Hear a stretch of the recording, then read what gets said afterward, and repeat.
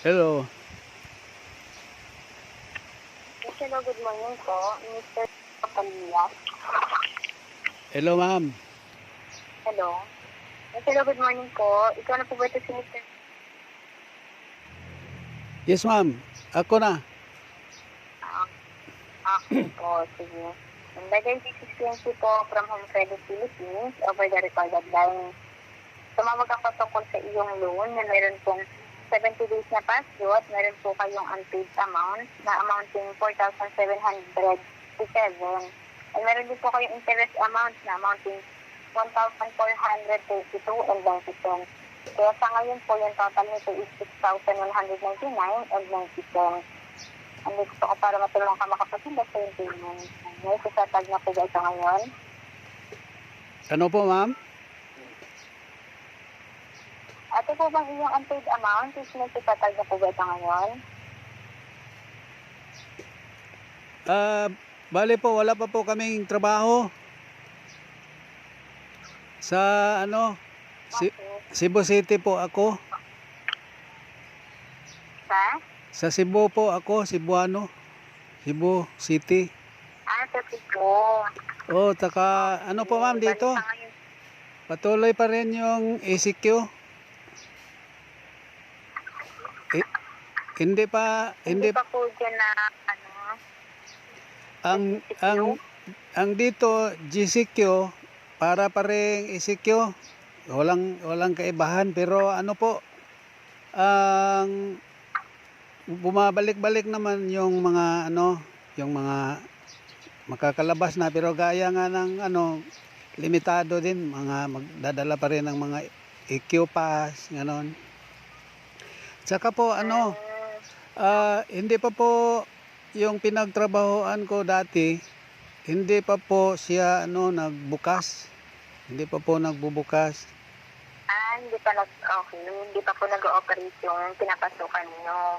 Opo, kaso po at saka willing naman akong, kasi tinawagan ako nung mga isang araw din, parang ganon din lang ang usapan namin, ay kung gumanda na sana yung sitwasyon, kasi dalawa kasi yung pinagkikitaan ko. Meron po akong kaning t-shirt printing. Kaso po, yung mga pinagkukuhanan namin ng mga raw material ay hindi pa din po sila nagbubukas. Kumukuha din po kami sa po? Pero sa ngayon po, naka-open naman na po yung printing shop niyo or pa rin, sarado pa rin po? Sa printing namin ay ready naman po kaming mayroong magpapagawa na, kaso po wala pa rin pong bukas na yung mga trader ng raw material na t-shirt, saka yung mga pangpintura sa t-shirt, ganon. Saka meron kaming kinukuha ng mga supply sa Manila din, pag maramihan, halimbawa pang eleksyon, halimbawa may mga reunion, hindi pa rin po sila makagaranti ng shipment. Kasi pwede akong kumuha doon ng term. Saka po, ma'am, may mga collectibles po ako, sana maintindihan ninyo. May mga collectibles po ako ng mga orders, pero hindi pa din po nagbayad sila sa akin.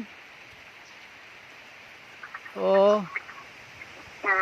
Okay. Sige po. Kaya po, ma'am, po yung printing shop niyo, sarado pa rin po ba dahil wala kayong makuhaan ng mga materials niyo? Parang gano'n naman. Pero pag may mga nagpapagawa, tumatanggap kasi kami kami ang nagsusupply ng t-shirt, or yung iba, yung mga trader din, sila yung bumibila ng t-shirt. Labor charge na lang.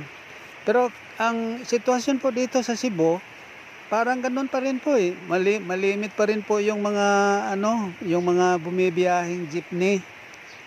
Saka nadidismaya po ang mga tao. Sabi kasi ni Pangulong Duterte, December pa daw yung vaccine. Tagal naman. Opo, ano po kung sa December pa yung magbalik ang normal, sabi ni Duterte, balik normal na tayo sa after sa December. Ay, nahihirapan na po kami sa dito eh. Pag lumalabas kami, iisa lang yung makakalabas sa amin na tao bawat pamilya. Kasi isang pass lang, yung malaking parang poster na tinatapat sa dibdib, yung EQ pass. Ang hirap po ng buhay. Saka po willing naman po ako, makikita naman po siguro ninyo, wala po akong delinquency na payment. Maliit lang po yan para sa amin, kaya lang nasagap lang tayo dito sa pandemic na ito. Tagal naman. Nakuha sana namin dito yung malaking order ng Cebu City noong Marso. Yung mga Grab, yung angkas, yung mga riders na sinusuot nilang mga sweatshirt. Kuha na namin. Tapos pagka may mga nabili na kami mga t-shirt, mga long sleeves, dumating itong COVID. Tapos napinding lahat, pinding.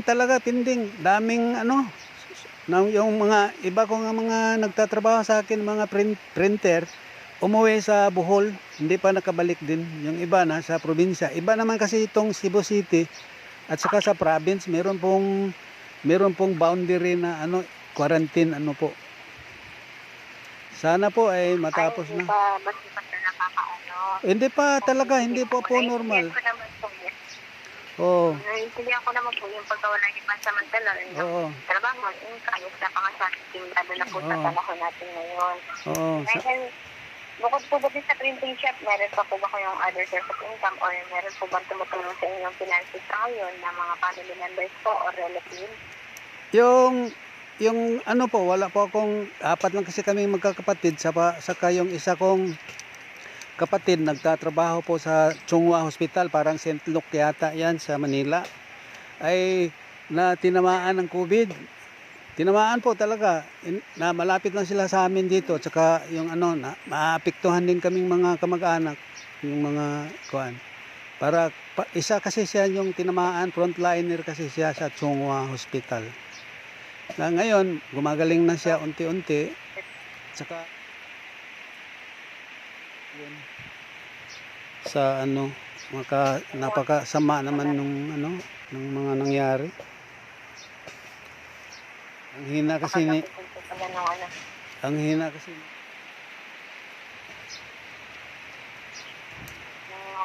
Balik kasi sa ngayon po kasi kaya din naman po namin po nagpatawagan na-update.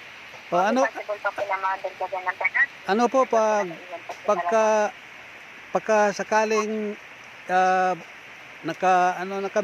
nakabangon na unti-unti, hindi na po ninyo ako kailangan pang tawagan, kakayanin kong ma-settle.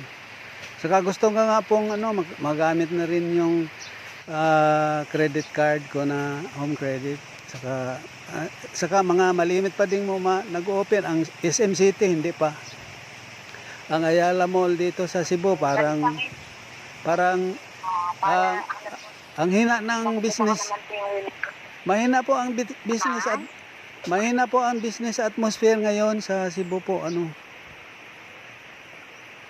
Sige po, naintindihan ko naman po. And din nga, katulad din na sabi ko kanina, possible pa kayo kadagdagan ng penalties. Ang pagbabayad po kasi ng loan is makakatulong po upang mabawasan yung gastusin. Oo nga po. Kung makakayos po kayo sa kasi po And by the way, nakikita ko naman po yung willingness nila makapag-settle. Po, mag-offer na lang din po ako ng leave kahit po until August 20 para po maiwasan na lang yung mga possible na penalties pa magkakilig sa yung account. Sana nga po August 20 po, let's have an agreement na itatag niyo po, no? By August 20. Sisikapin ko po, pero parang kasi may mga bata po kaming kasama dito, nag-aalangan po kami kasi yung mga pagkain, yung mga bindisina, baka po ang hirap po. Kahit until August 23 po, since hindi pa po kayo sigurado by August 20. Kahit until August 23, nagsaban ng agreement po. Masure po na makapagsettle by August 23. Hindi lang po ako magpa-promise, pero sisikapin ko din po pag kakaluwag na. Sana po. Okay, sige po. Sige po naman. Sa ngayon, hindi yung mga na-open ko po na date na, hindi pa po kayo sure makakag-settle. Nanonood ko na lang po muna dito eh. Update ko na lang po itong aming record tungkol po sa yung sitwasyon at our veterans. Pero Opo. hindi pa po kami makakapag ng form of assistance dahil kahit po ang aming company sa PEPO, hindi po nag-adjust po sa decision ngayong new normal. Habang wala pa po tayong arrangement sa iyong account, Opo. collection activities will still be implemented according to yung agreement. And we hope na mag-improve na po ang yung sitwasyon. Opo. Yan Oo. po. Pwede din po kayo tumawag sa aming hotline sa 0277-525-712. At Opo. po kayo naka-ano. Ito nga po, Kaya na nakapag-set ng arrangement. ito nga po ang number ko. Ano po? Ito pong number kong ito ay ito rin yung ginagamit ko na, at saka ito rin yung parang link ko sa Home Credit, kaya nagpasalamat din ako, tumatawag kayo para reminder lang po. Sana po ay maiintindihan ninyo, hindi naman po ako delinquent. Okay, sige po. Salamat po sa pagsagot ng tawag. Salamat din po, salamat. Sige po.